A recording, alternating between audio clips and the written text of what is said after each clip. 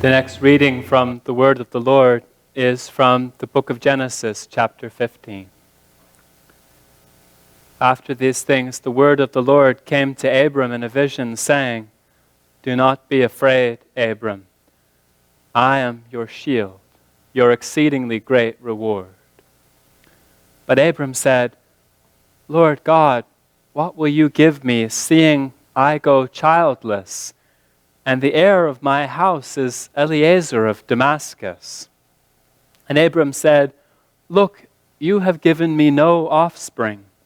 Indeed, one born in my house is my heir." And behold, the word of the Lord came to him, saying, "This one shall not be your heir, but one who will come from your own body shall be your heir." Then he brought him outside and said, "Look now to the heavens, and count the stars, if you are able to count them." And he said to him, "So shall your seed be." And he believed in the Lord, and he accounted it to him for righteousness. Then he said to him, "I am the Lord, who brought you out of Ur of the Chaldeans to give you this land to inherit it." And he said, "Lord God, how shall I know that I will inherit it?" So he said to him, "Bring me a 3-year-old heifer, a 3-year-old female goat, a 3-year-old ram, a turtle dove, and a young pigeon." Then he brought all these to him, and cut them in two down the middle, and placed each piece opposite the other, but he did not cut the birds in two. And when the vultures came down on the carcasses, Abram drove them away. Now when the sun was going down, a deep sleep fell upon Abram. And behold, horror and great darkness fell upon him. Then he said to Abram, "Know certainly that your descendants will be strangers in a land that is not theirs, and will serve them, and they will afflict them 400 years.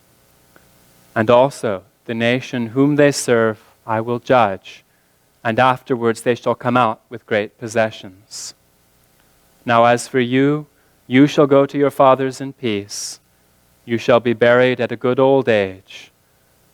But in the 4th generation they shall return here, for the iniquity of the Amorites is not yet complete." And it came to pass, when the sun went down and it was dark, that behold, there appeared a smoking oven and a burning torch that passed between those pieces. On the same day the Lord made a covenant with Abram, saying, "To your descendants I have given this land, from the river of Egypt to the great river, the river Euphrates."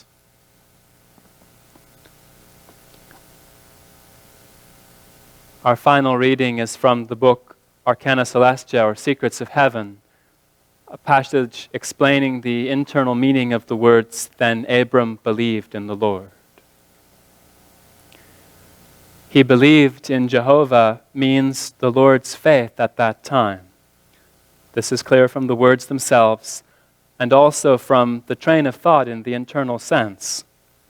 The train of thought being that while he lived in the world, the Lord was engaged repeatedly in conflicts brought about by temptations, and was repeatedly victorious. What is meant here by believing in Jehovah is the truth that the Lord was filled repeatedly with inmost confidence and faith that because it was pure love out of which he was fighting for the salvation of the whole human race, he could not but be victorious. From the love out of which anyone fights, it is known what his faith is. A person who fights out of any other love than love toward the neighbor and love towards the Lord's kingdom is not fighting out of faith. That is, he does not believe in Jehovah, but in that in which he loves. For the love itself for which he fights constitutes his faith. Take, for example, one who fights out of the love of becoming the greatest in heaven. He does not believe in Jehovah, but rather in himself. For wishing to become the greatest is wishing to have control over others. Thus he fights for control. It is the same with every other example that may be taken. From the love itself, therefore, out of which a person fights, one may know what his faith is. The Lord, however, in all the conflicts brought about by temptations, never fought out of self-love, that is, for himself, but for all throughout the universe. He did not fight, therefore, to become the greatest in heaven, for that is contrary to divine love. He scarcely did so to become the least. He fought solely so that all others might become something and be saved. As he himself also declares in Mark, the two sons of Zebedee said, "Grant us to sit in your glory, one on your right hand and the other on your left." Jesus said, "Whoever would be great among you must be your servant, and whoever would be first among you must be slave of all. For the Son of Man also came not to be served, but to serve, and to give his life as the price of redemption for many." This is the love, that is the faith, out of which the Lord fought, and which is meant by believing in Jehovah. Amen. The Lord offers us a limitless abundance of good things. So he told Jacob that the land on which he laid would be given to him and his descendants. He told Abram that his descendants would be as innumerable as the stars. And he tells us that we can have a spiritual treasure as breathtaking as the starry sky. And there is an even deeper truth hidden within these stories. For today's talk, I'm going to focus on the Abram story. Abram does represent us, represents a part of us deep within that hears the voice of the Lord telling us to look up. But he also represents the Lord. He represents an aspect of the Lord Jesus Christ while he was on earth as a human being. Represents a part of the Lord that was human and yet was reaching up constantly and powerfully to something higher. And so the promise that was made to Abram represents a promise that underlaid everything that the Lord did while he was on earth, everything that we read about in the Gospels. And Abram's doubts and fears in this story represent fears that the Lord faced. And when we understand all these things, when we understand the Lord's hope and what he was afraid of, we can get an impression of the love that moved him to redeem us. Love is a compelling subject, and yet when we talk about the Lord's love, our minds can sometimes say, okay, this is theology, so this is theory, this is academic, and our hearts switch off. Maybe there's a part of our minds that says these ideas about the Lord are really cool, but I need to know what I do with my life. And it's good to come to church looking for truths that we can act on. But truths about the Lord are not abstract or academic. They can feel lofty, they can feel inapplicable.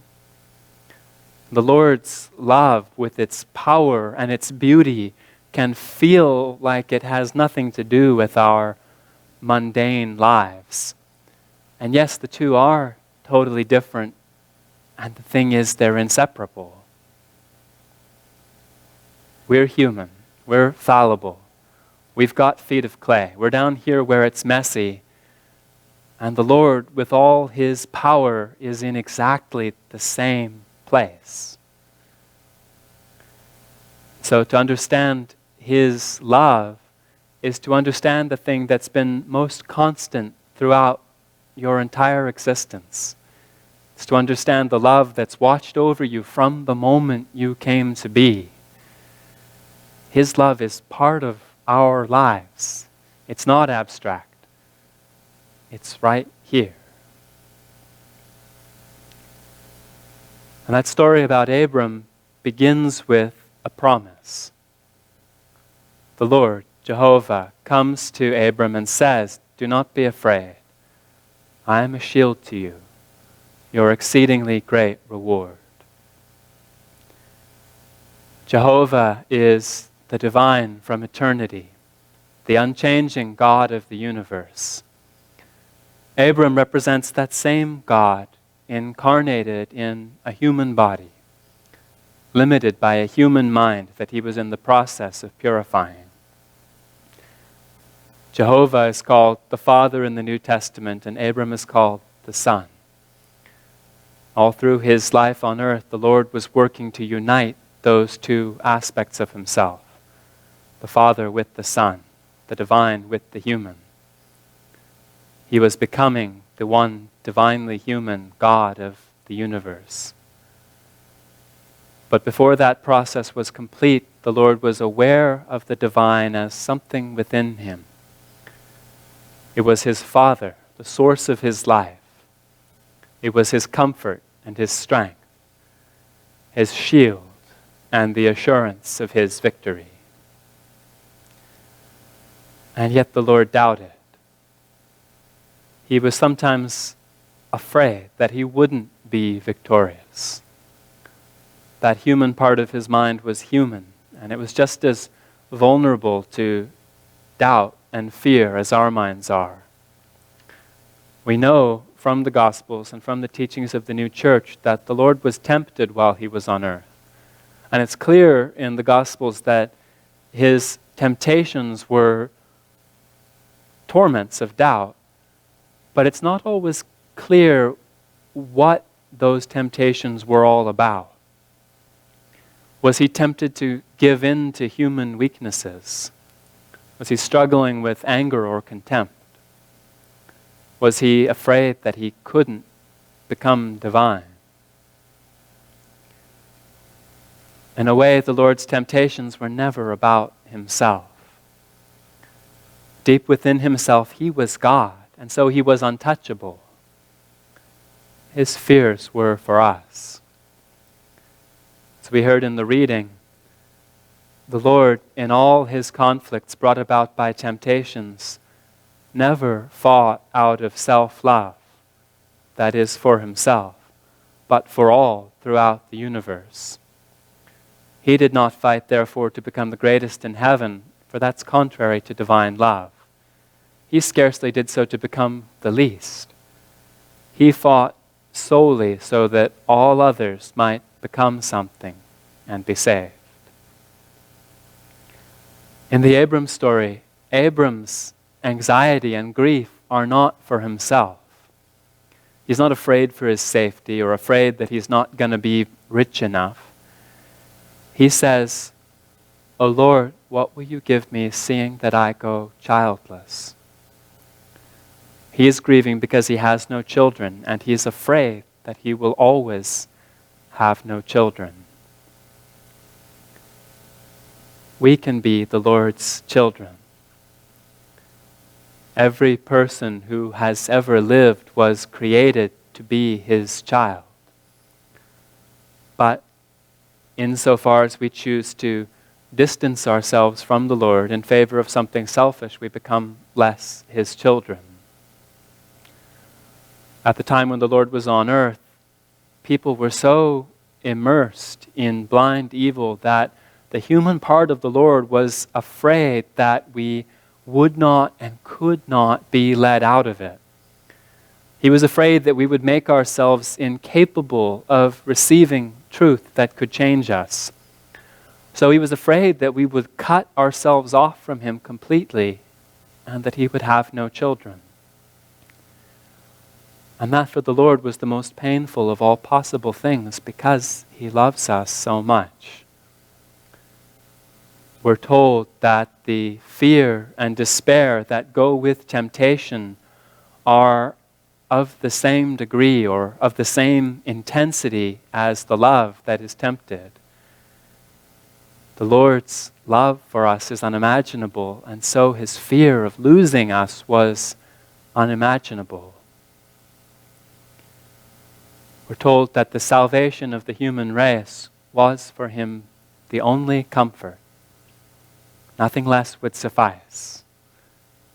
So while he was on earth, he strove to reveal himself, to teach us the truth that would save us. He called us to come to him. Let the little children come to me, and do not forbid them, he said. Of the city of Jerusalem, he said, how often I wanted to gather your children together as a hen gathers her chicks under her wings, but you were not willing. At that time, the human race owed a debt to hell. When we choose evil, we give hell power over us. When we choose evil, we choose to put our soul into the company of evil spirits, and they're stronger than we are. At the time of the Lord's life, the human race had chosen evil so consistently that we were in bondage to hell, and people had also twisted and destroyed the truths of the word that could have shown them the way out. And so, we're told, utter damnation stood threatening at the gates. But the Lord interceded. He stood between us and hell. He took on a human body with a human mind. He made himself weak so that hell could approach him. And then he took on our debt. He took on the weight of evil that would have fallen on us. He bore the burden of the hell's hatred and their desire to subjugate. All through his life on earth, the Lord was fighting off that attack. On one level, he always knew he would win. He was God. His victory was inevitable as the sunrise.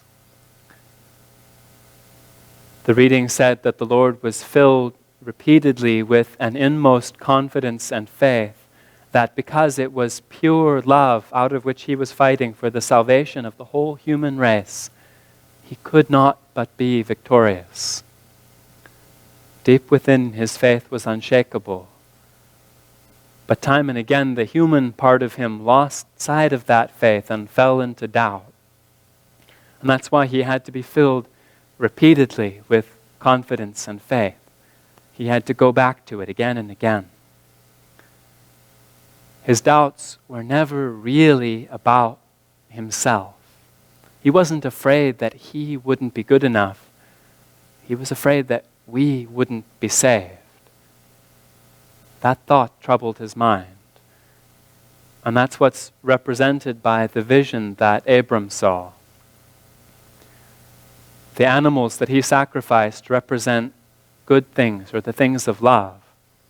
And the fact that they're cut in two and laid out opposite each other is an illustration of how good things in us answer to good things in the Lord. Or rather, each good thing in us is from something good in the Lord. And so there's a parallelism between us and him. We are in his image and likeness.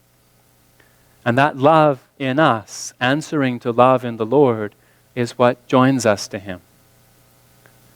Where love meets love, there is conjunction.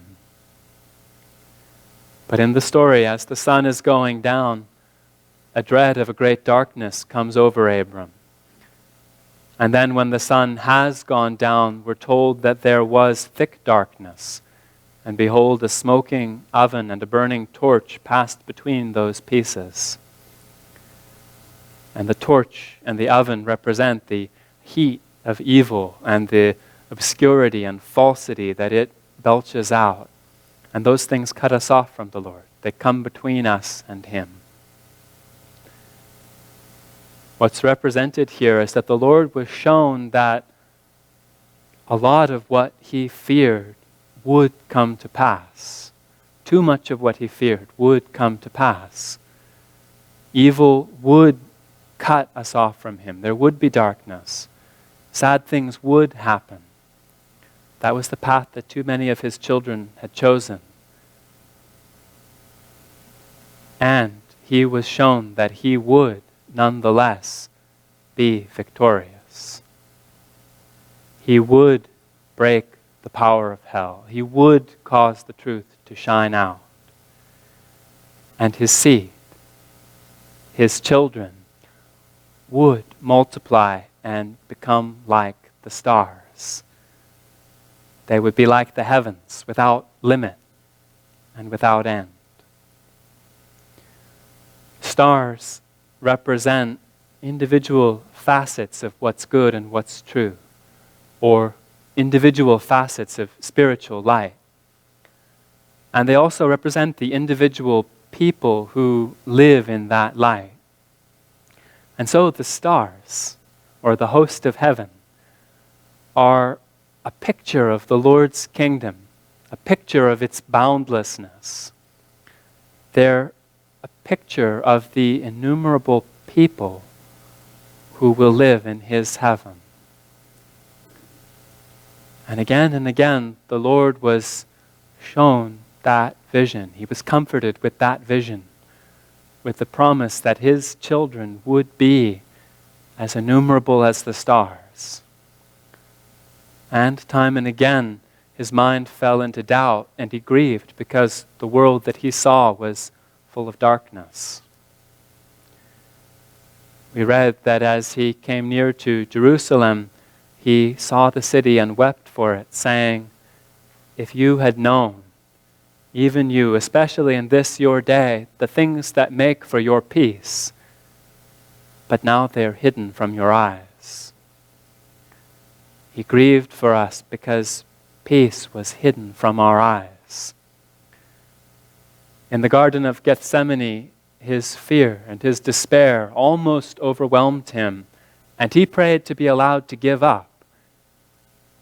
And, almost with the same breath, he chose to do the will of his Father.